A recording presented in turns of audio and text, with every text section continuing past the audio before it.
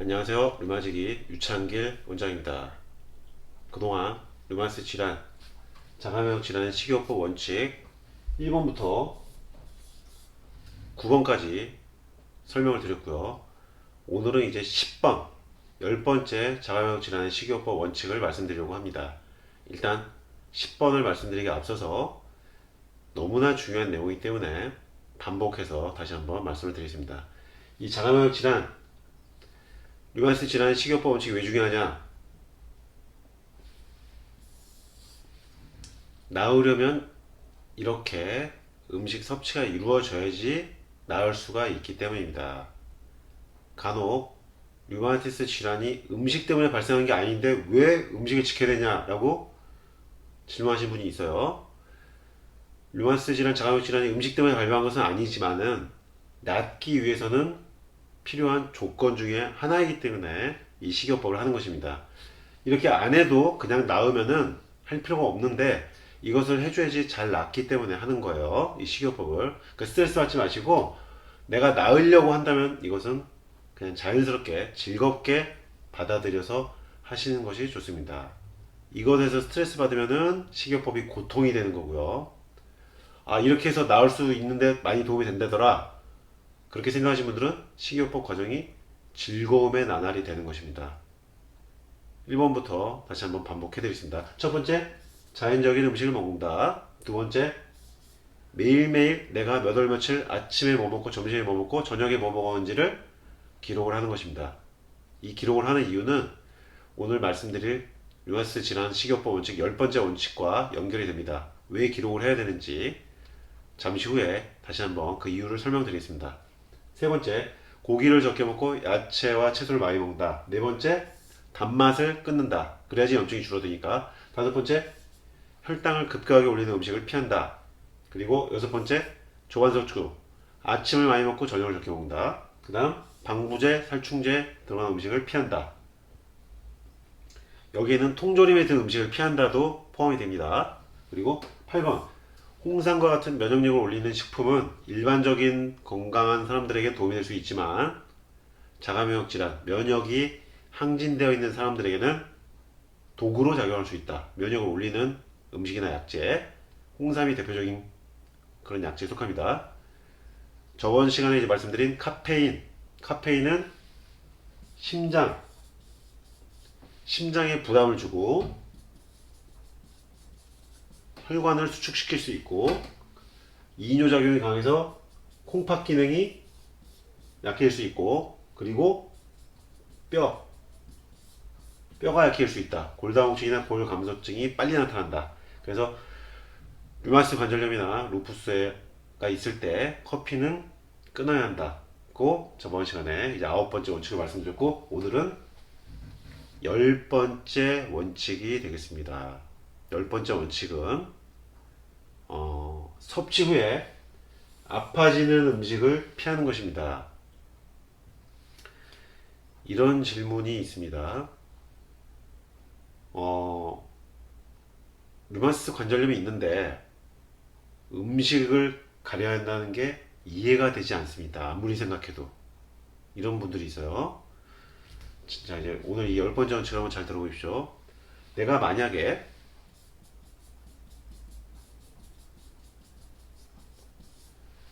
삼겹살을 저녁에 회식으로 먹었습니다. 그런데 다음날 아침에 손이 류마티스 관절염 부위 염증이 확 부어가지고 손이 땡땡 붓고 아파했어요. 그래서 다음 주에도 다시 한번 또 저녁 회식 때 삼겹살을 또 먹어봤어요. 그랬더니 여전히 그 다음날 또 아파졌어요. 그렇다면 이 삼겹살은 먹고 나면 그 사람의 류마티스 관절염을 아프게 한 것입니다. 반복해서 체크해봤을 때 매번 아파진 반응이 나온다면은 그 음식은 먹었을 때 아파지게 하는 음식이에요. 제가 류마티스 질환 식이요법을 하게 된 게 이 10번 환자분들을 한약으로만 치료하다가 갑자기 중간에 어느 날 아파져가지고 오신 분들을 자꾸 보다 보니까 왜 갑자기 아파지나 좋아지다가 한약 드시면서 좋아지고 있었는데 왜 갑자기 아파질까 이날 그렇게 체크하면서 추적해보다 보니까 그 전날 먹은 음식이나 그 전전날 먹은 음식에서 꼭 이런 문제가 되는 음식을 먹었을 때 통증이 유발되는 것을 확인을 할 수가 있었어요. 매번. 제가 그러다 보니까 식이요법을 하게 된 것입니다. 저도 처음에 식이요법을 하려고 한 게 아니에요. 이거 식이요법 환자분들 체크하는 거 힘들어요. 그냥 한약만 처방하고 그냥 약만 계속 반복적으로 처방해드리고 환자분들 아무렇게나 그냥 지내시게 하는 게 의사로서는 편합니다. 그러나 낫게 하려고 하다 보니까 근본적으로 병을 치료하려고 하다 보니까 어쩔 수 없이 식이요법을 체크하게 되었고 그러다 보니까 여러 가지 원칙들이 나오게 된 거예요. 제가 무슨 대단한 사람이라서 원칙을 정한 게 아니고 치료를 하다 보니까 류마티스 관절염, 루푸스를 악화시키는 여러 가지 음식들이 있기 때문에 이런 식이요법들이 나오게 된 것입니다. 처음부터 제가 한 게 아니에요. 그리고요, 이런 경우 있습니다. 누구는 토마토만 먹으면 아파지더라. 이런 분들이 있어요. 근데 어떤 분은 토마토를 먹으면 괜찮다. 나는 토마토는 괜찮더라. 그리고 나는 감자만 먹으면 아프다. 이런 분들이 있어요. 루마티스 관절염이나 루푸스 환자분들 중에서 나는 감자만 먹으면 아프다. 이런 분도 있고 토마토만 먹으면 아프다. 이런 분도 있거든요. 이런 경우는 뭐냐면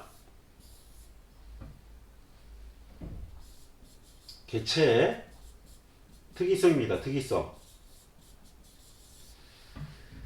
이래서 식이요법을 어떻게 딱 일률적으로 정할 수가 없는 거예요. 왜냐하면 어떤 분은 토마토를 먹었을 때 아파진 분이 있고 어떤 분은 괜찮은 분이 있어요. 그게 사람마다 다르다는 거예요. 개개인별로. 그러면 어떻게 되냐?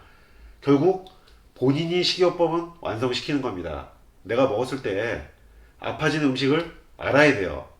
옆에 환자분은 괜찮은데 나는 아파진다. 그런 음식이 있어요, 분명히. 그게 바로 개체의 특이성, 개인만의 특성이라는 겁니다. 몸의 특성. 그래서 이런 것들을 잘 찾아내야 되는데, 그러기 위해서는 아까 이 2번요. 무엇을 먹은지 꼼꼼하게 잘 적어놔야 돼요. 그래야지 아파진 상황에서 내가 어떤 음식을 먹어서 아파졌는지 찾아갈 수가 있습니다. 꼼꼼하게 적으신 분들만 이것을 찾을 수가 있어요. 기록도 안 하고 아무 생각 없이 그냥 막 드시는 분들은 평생 못 찾습니다. 그래서 2번이 중요한 거예요. 2번이요. 꼼꼼하게 메모를 해야 된다. 꼼꼼하게. 세밀하고 꼼꼼하고 정확하게 뭐든지 다 메모를 해야 된다. 그래야지 내가 먹었을 때 아파지는 음식을 찾아낼 수가 있습니다.